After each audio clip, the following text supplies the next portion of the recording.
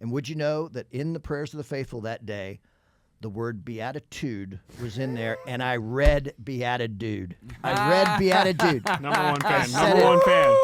I had to obviously correct myself, but I had to also chuckle a little bit. It really came out loud. Other people heard it. Oh, my goodness. People heard it. People heard it. What have you done to me? The SEO ranking, we're climbing. That's it. Climbing brand recognition. I don't even know if the right is valid anymore. You know. So. For being an amazing man, we're giving you a pair of socks from sockreligious.com.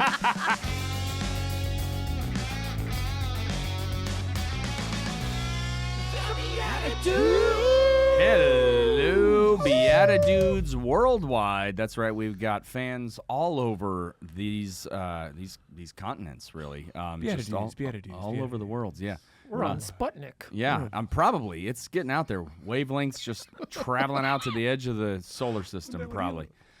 Ladies and gentlemen, you have tuned into the BeatiDudes, a podcast for Christian men seeking to grow in holiness, walking together in authentic fraternity on the way to eternity. My name is Paul Kolker, and I'm joined, as always, by my co-hosts, Jeff Scheffelbein. Cheers, mate. And Nicholas Besner. Howdy.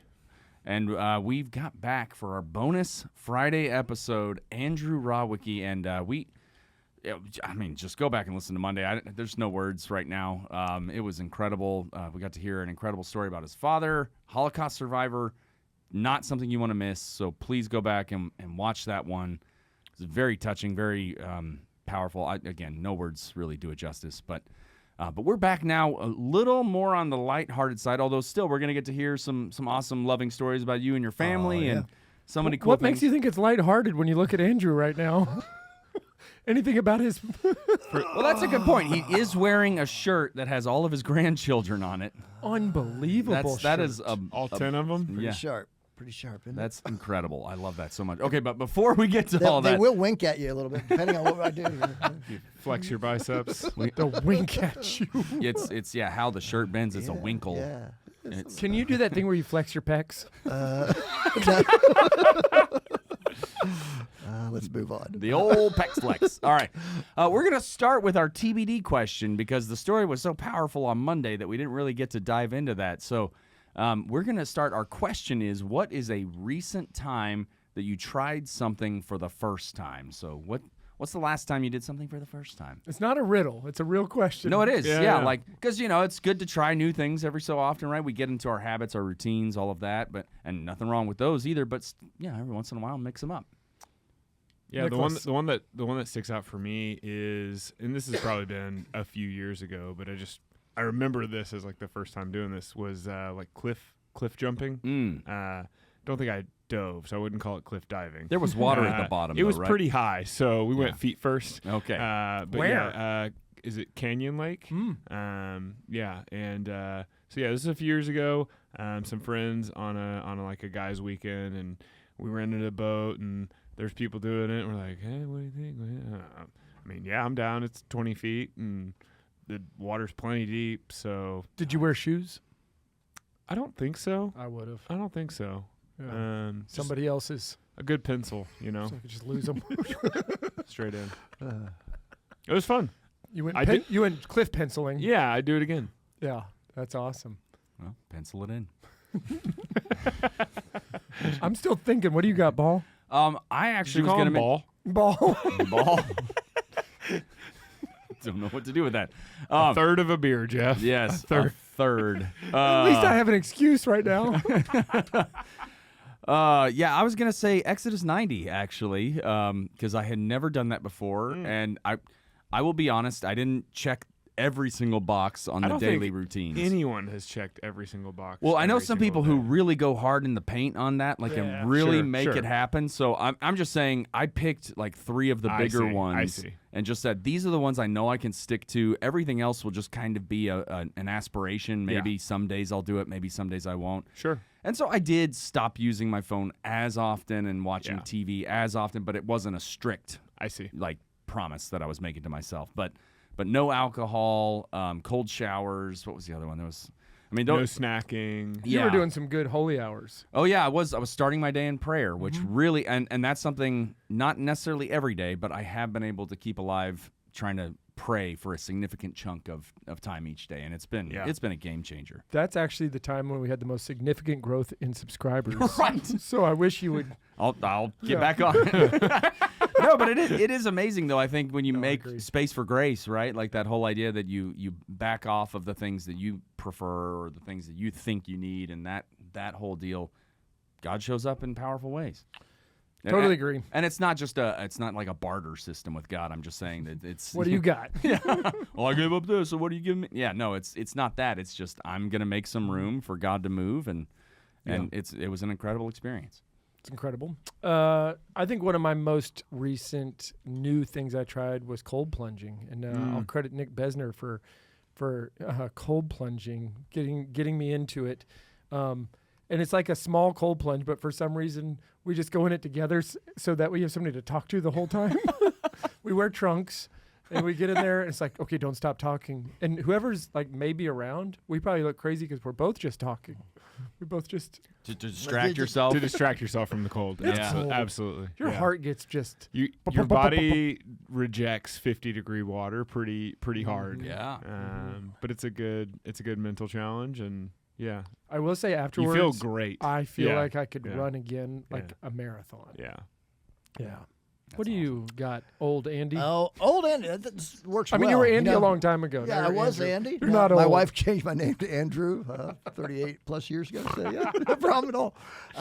Interestingly enough, the recent time I started to use earpods for the first time.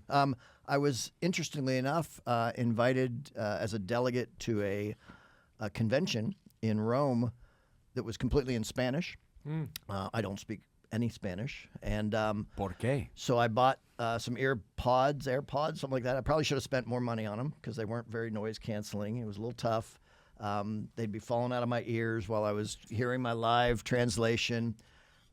Sometimes the microphone in the plenary council or conference room would be too loud, and I'd be covering my ears. But there's those little buttons there. I'd hit that button, and I'd pounce out of the Zoom meeting, and then I'd have to go find the Zoom back on my phone. And so it was a little bit traumatic, a little bit humbling, my experience with earpods. So yeah. I think they call them ear iPods. Something like that. Something like that. iPods, I knew about those things. Absolutely. Yeah. Hey, so listen, you also tried putting on a shirt. This shirt. I took a shirt off. I had this one on the whole time. Yeah, this is a first. I don't know that you've ever had 3 cameras on you while you wore this shirt that would be broadcast. That is something you've done for the first time. I'm predicting millions of viewers. This is the Peck Flex. Tune in. You don't want to miss that. If you're audio only, I'm sorry. Tell us what's going on. I mean, between shirt and the book in front of us, one of the things we asked you to kind of going into this episode was like, let's talk about like the post-retirement version of Andrew Rawicki and your involvement in everything that you're doing. Well, when we lived in Poland, we actually were blessed to welcome our first grandchild. Of course, he was born in the U.S.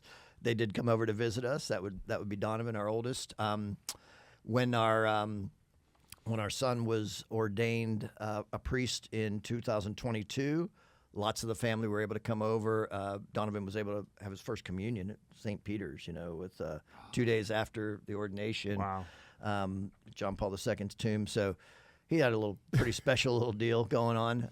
No big deal. He's the first of 10 grandkids. Oh, yeah. Let's point out there he is. I see him right here in the black. He's right underneath your chin. A little bit hard for you to see. Sure. There's, I can't see him all that very well. But there's, as I mentioned earlier, there's 8 of them are local. 8 of them in Dallas. 7 of them I could walk to. You could probably walk from there to That's 7 right. of our kids, 7 of our grandkids.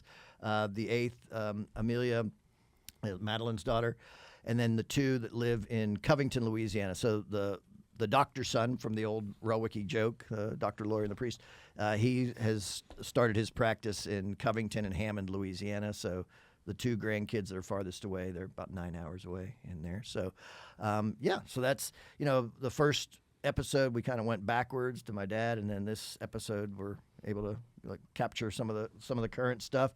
They keep me young. That's a chunk of what I'm enjoying in my retirement. Obviously, that's why we moved to Irving to be close to many of them. And the BeatiDudes. Did I not say that? Yeah. So okay. So the BeatiDudes, they are definitely a part of my life, and I'm going to tell you a little something here, and I'm a little sorry about this, but I'll also speak about Regnum Christi. So Yeah. that's the other big chunk of my time. I'm the local director for Regnum Christi in Dallas, and that's the conference I was at was the first general convention of the Regnum Christi Federation. So we had our a renewal in the last decade, our statutes and our canonical kind of structure was formed in 2018 and ratified in 2019, and the statutes say that every 6 years you will have a convention. So the first ever general convention was held in Rome just a couple of weeks ago, and that's why I was over there with my ear pods or whatever they call it. But Regnum Christi is for those of you who don't know, it's a spiritual family. It's an apostolic body. Canonically, we're a federation now that includes legionaries of Christ priests. The son of mine that's a priest is a legionary priest. The priests that are at the Highlands School, they've been on this podcast for sure. Father Andrew Dalton, Father Fergal, at least legionary priests. But we also have consecrated women of Regnum Christi around the world, consecrated men, and then also lay faithful that have associated with this federation. So I'm obviously a layman that is associated with Regnum Christi. I did that I met Regnum Christi 2001, so 10 years into my since I became Catholic, and it certainly kind of jump-started a deeper understanding of what it meant to be a lay apostle.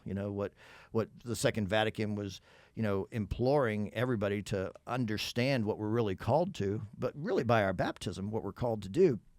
And the very first, I met Regnum Christi in 2001, largely, or 2000 probably, by my children going to some camps, conquest and challenge camps. Very generous family, the LeBlancs in outside of Covington, Louisiana, had these grounds that they always hosted folks at, and we just this is really, these people are I see something. I see like a family resemblance. People that want to really work on their own holiness and want to give it out. So I ended up hopping onto a team of men. I'd been Catholic for 10 years. I told you I never even prayed before I was probably 25 years old. And we have these things called encounters with Christ. And these 12 men sitting around on a table in Covington, Louisiana, in somebody's house, taking a look at this upcoming Sunday's gospel, poring over it, and how does it move your heart? And then reflecting back afterwards, on a commitment, a resolution that you'd made a week before. And then, did I fulfill that? Oh, why not? Okay. A little spontaneous prayer, and then you go into a case study and understanding, trying to take a look at some aspect of the world and really see it in the terms of, how Christ sees it, how the world might see it, how the, what are the causes of what happened? What are the consequences? The, what virtues and vices? What is it? How should we judge how that was? What should we act? How should we act leaving this? And then that's what we would take a look at, reflecting on the next. It rocked my world, really. Awesome. Men doing that.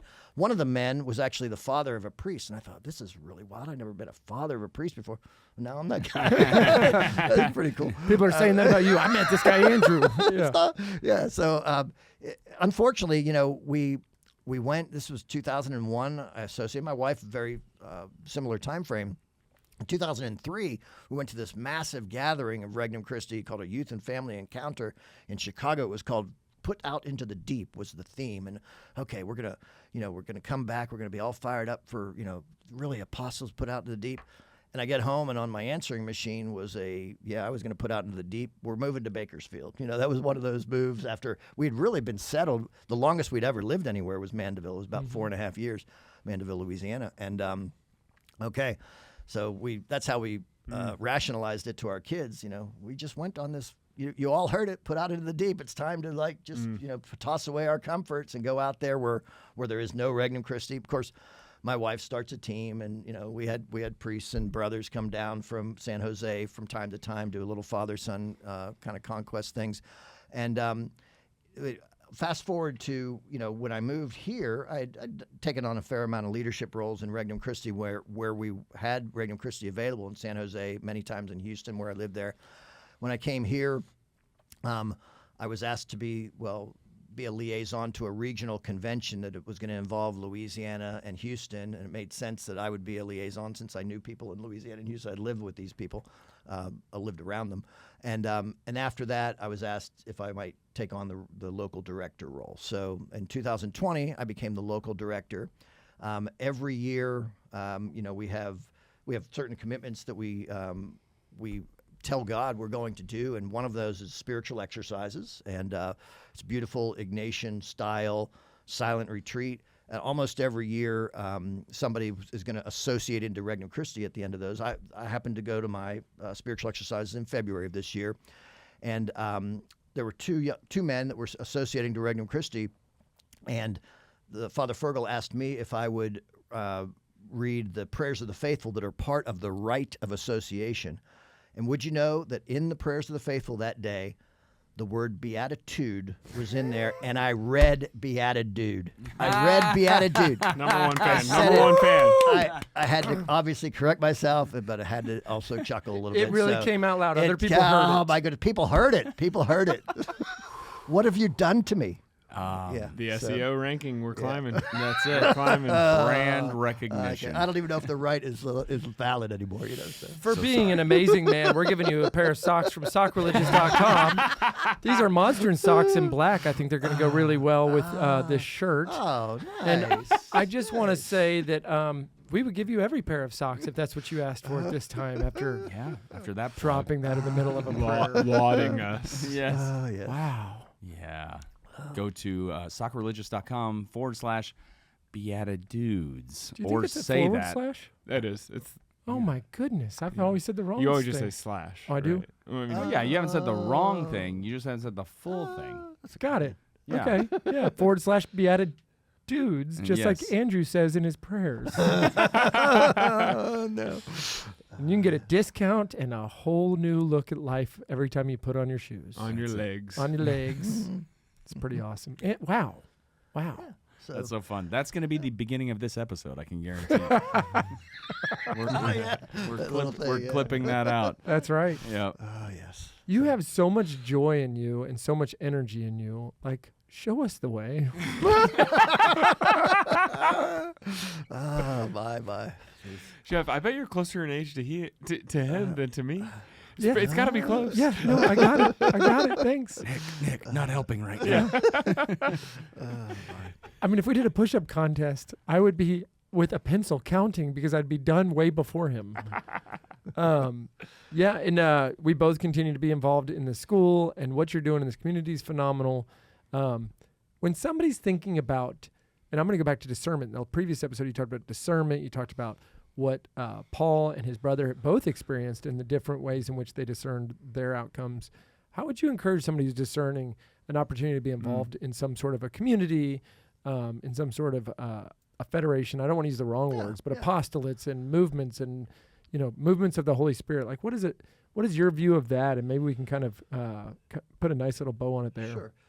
I would say you start to find people. I mentioned a family resemblance with Regnum Christi. You start to, and it doesn't have to be any particular movement or group, but find people that share. I mean, this doesn't sound super profound, does it? Find people that share values that you have, and get to know them a little bit. Get to know what makes them tick. There was no going back when I sat around with these 12 men. I mean, they were guys that I knew would nurture my faith. I knew would make me a better man, make me a better husband, a better father. There was absolutely no doubt. And there are men out there for every one of you that is listening that you know. There are people that make you a better person, that make you, after you leave a chat with them, you think, oh, okay, that there was something that was said there, something that I want to go do, something I want to think about, something I want to pray about. And I don't think it takes deep discernment, but when you are discerning, you want to really listen. I went, one of your previous guests, young Lucido, his dad is a spiritual director now. He's gone through the Divine Mercy University. I went to him for the first time for spiritual direction. Before I went, I mentioned that little deal I was doing in Cincinnati, and I told him the process that I was going to go through, and I told him that I was going to mention, Father Kevin's little, story about his discernment. Yeah. And I said, when they all come out of the holy half hour, I want to. I'm going to ask them some questions. Okay, are any of you available to be the Regnum Christi director of Cincinnati? That was the goal. And if so, or if not, just give me a little sentence. And then if you're not, what gifts can you offer? And Michael, in that spiritual direction, he said, he stopped me and he said, you need to really listen. And I thought to myself, no, you don't understand, Michael. This is about Cincinnati. He said, no. And you really need to listen. These are people that have been praying and the Holy Spirit has been speaking to them. And if they're going to say something, it's going to be not just for them. It's for all of us. Oh, wow. And so obviously when I came out of that holy half hour, I also told them about my new spiritual director. And it's awesome. It's not really that complicated. It's find the good folks that make you a better person and listen. Now, listen to them, listen if to it God. was 12 men at one table for an encounter with Jesus, did you all sit on the same side of the table? No. Okay. No, I but didn't this know would if have you- been really Didn't know if you Last Suppered it or... No. Yeah, okay. Let's recline and have a conversation. Yeah. And there you Hey, go. tell us, recline that table with me. Tell us about the book, and we'll take sure. it home with the book here. So this particular book, Our Lady at the Highlands School, we've been, ever since Luke, our son Luke, entered the Legionaries of Christ, we've been asking Our Lady of Guadalupe to intercede for him and continue to still do as he's a priest now in Raleigh, North Carolina. We've had a great devotion to Our Lady of Guadalupe. There is an image at the Highlands School that I didn't know the story of, and we heard a little bit of it in a gala a couple of years ago, and my wife thought we need to get more and a better understanding of who knows about how this image came to be. And it's quite special. It's an image that was one of 220 that was touched to the actual tilma, not the frame of the tilma, not the glass, but the actual tilma. John Paul II, when he made his first trip to the Basilica of Our Lady of Guadalupe, he knew that Our Lady was what was going to be needed to bring peace in the world, and he commissioned 220 images digitally made, but all would be touched to the tilma. There was a local gentleman, Dr. Varghese, who was going to get one of these images sent home to his home country of India, and he asked Dan Hennessy to help him package it up, all the different protocols for this, sacramental, it's a relic since it's been touched. It's consecrated by a bishop down there, and basically Dan helped get that image over to India. And then that man had an inn where he said, hey, would you like to get one for the Highlands School? So basically my wife got Dan Hennessy to sit down at our dining room table. We interviewed the heck out of him, taped it all. I wrote a little book, and awesome. And we had lower school children of the Highlands School illustrate it. A few Scheffelbeins So are in there. let me read you these names. There's 13 That's pictures awesome. in here. 13 pictures. I'll get to page 3. Donovan Rawicki. Page, let's go here to page 8. Amelia Scheffelbein. Oh, it's sharp. Dan Look and at Roy that. there. Page, let's keep going here. 10. Chaley Rawicki. 4 years old, yeah. Page 11. Pax Scheffelbein. Page 12. Genevieve Rawicki. Page 13. Lorelei Scheffelbein. Amazing. This is the Rawicki Scheffelbein, and I have to admit, I knew my kids were in here, but I didn't know it was all 3 of them.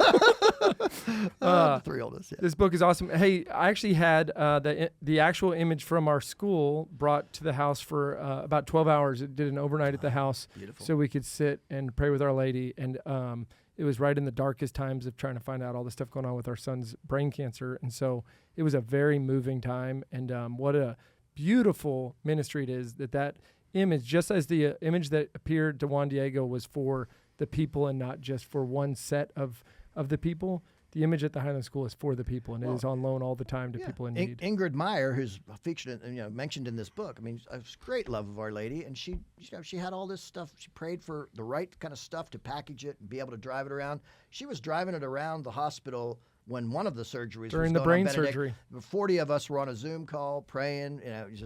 One of the greatest gifts. I mean, we're sitting there alone in a hallway, crying, watching him go down for his brain surgery, knowing that the image of Our Lady is being driven around the hospital with all of you on there praying, and people from out of state and all over. My dad hopped on. Yeah. Your dad and Andrew, Andy and Andrew, praying the Divine Mercy Chaplet together for Benny. So, Amen. Man, you're a blessing to us. I hope that everybody will go back and listen to both of these episodes multiple times, as we do with a lot of these really powerful ones. But thanks for your witness. Thanks for being a loving and strong, living memorial of Yerzy and everybody who didn't make it out. I hope people will go back and listen to that. And to my dudes here, I feel like I've found my federation and my people that I can go and enjoy growth in life. And even to you, America, put on your glasses there for the tough editing. Good job. Peace. All right, friends, we are going to see you on the colorful pages of history and Our Lady, and I don't even know where to go with that one either. I'm just full of not going anywhere today. You don't have to. It's fine. We just have to get to Let's that just one be last right line. here. Yeah. And for the rest of it, we shall. See you in the Eucharist. Andrew hit it. God bless you.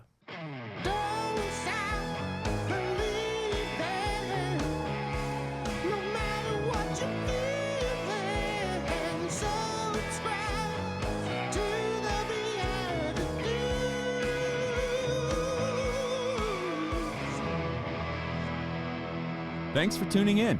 If you'd like to join us at our undersized table, subscribe to the video version of the show on YouTube by typing @ that's the symbol @, so Shift and 2 on your keyboard, @ the _ Beatitudes on YouTube. We'll see you there.